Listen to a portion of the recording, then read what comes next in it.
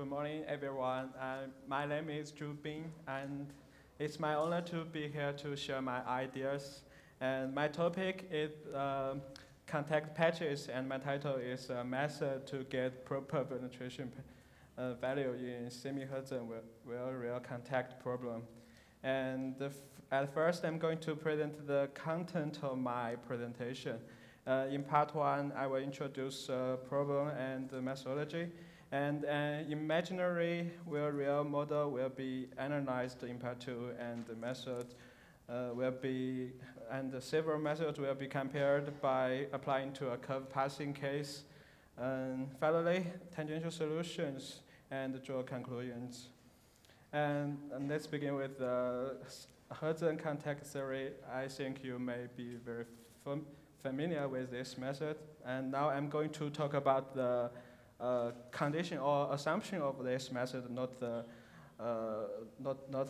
detailed procedure of this method. And please pay attention to the fourth assumption, that is the half space assumption. And the half space assumptions indicate that the size of the contact patch is much more smaller than that of the contact bodies. It also means that the curvature of the two contact bodies can be considered as constant in the contact patch. This condition is always not be well satisfied, and we know in the longitudinal direction the wheel is round and the rail is flat, so this is okay. But in the lateral direction, the profile of rail and wheel are very complex. So that the SEMI-HERTZIAN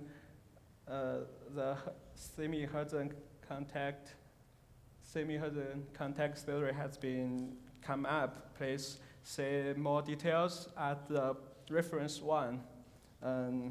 The main procedure of this theory is that the potential contact room are divided into many narrow strips, and the curvature inside the narrow strips can be considered as constant. So Hertzian contact theory can be used inside of each independent strips, and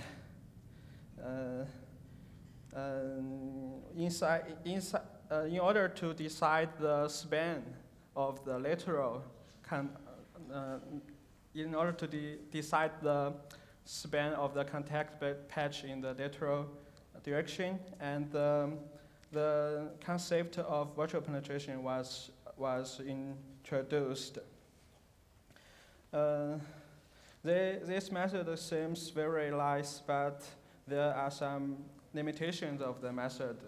That is, the virtual penetration is deduced from the Hertzian parameter data, and if the lateral curvature changes sharply inside the contact patch, and all data in different strips of contact patches should contribute to the virtual penetration value. That means if we want to get the reasonable virtual penetration value, the span of the contact patch should be clear.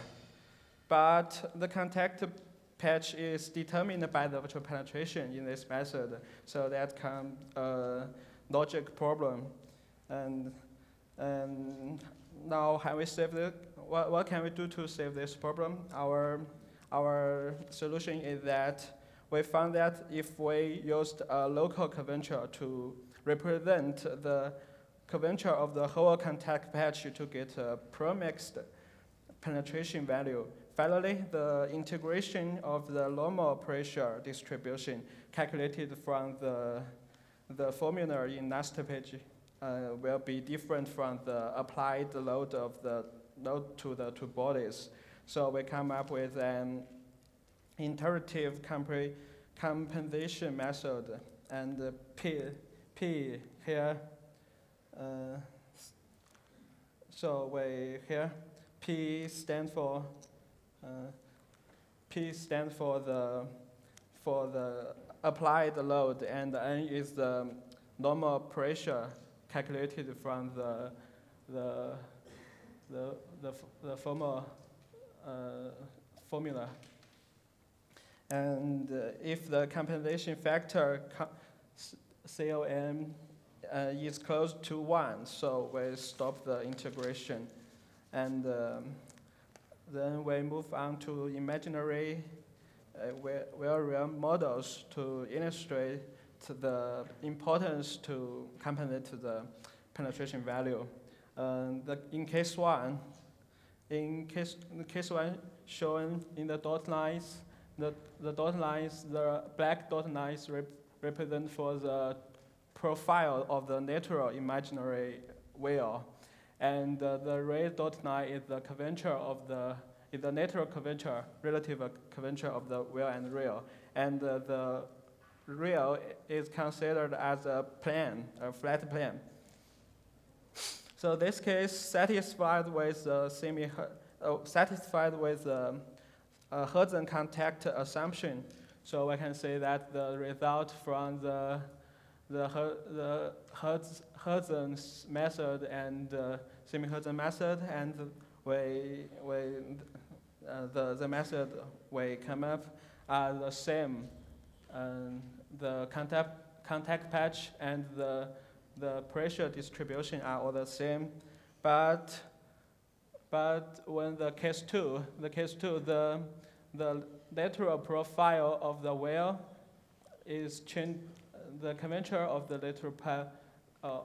lateral curvature will be changed here, and this is the curvature. So there are some difference of this method. You can say that in zoom A, in zoom A, and the curvature is different from zoom B, and the Hertzian condition is not well satisfied.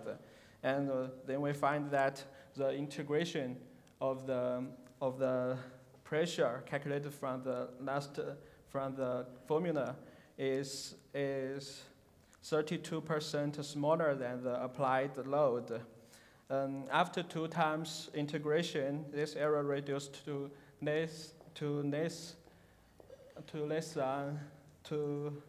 smaller than 1% here, and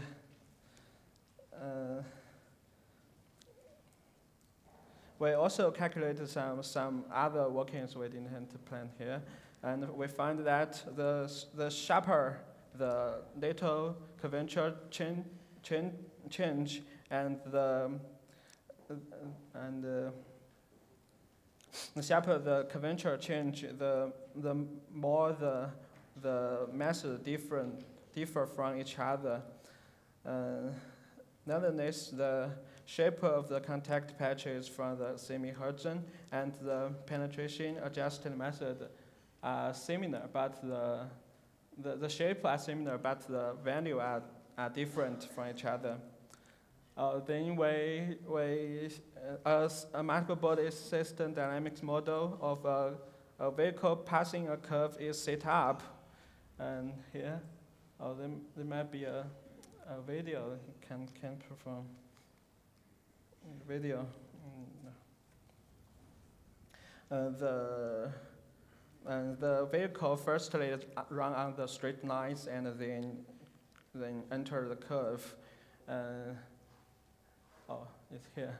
First run on the straight line, then passing a curve, and this is the contact patch calculated by different method, and we can say that in the straight lines, they are similar, and we also introduce a Hertzian method to compare with the former method, and you can say the Hertzian method in the reference 2. And we can say in the straight line the contact patches are similar, but in the curve the Hertzian and SEMI-HERTZIAN contact method are different from the SEMI-HERTZIAN method, and we can also see the contact patch is decided by the lateral curvature, and in the right part of the contact patch, it is similar with the ellipse because the lateral curvature are smooth, and this is different from ellipse because the curvature changes sharply at the left side. And why the SEMI-HERTZIAN method differs from the adjusted penetration method? Because that the Hertzian method takes this curvature to represent the whole curvature of the contact patch. So the curvature are over-estimated.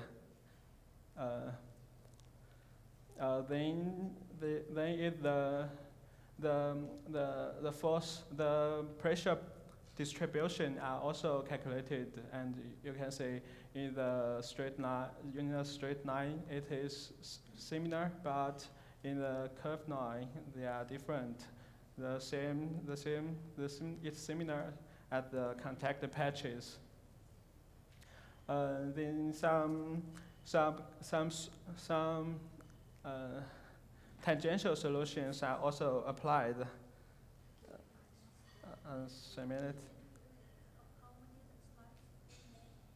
And go more.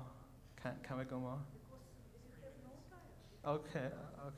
Then it's and the longitudinal grip against the grip force. And this is the conclusion. Thank you for your attention.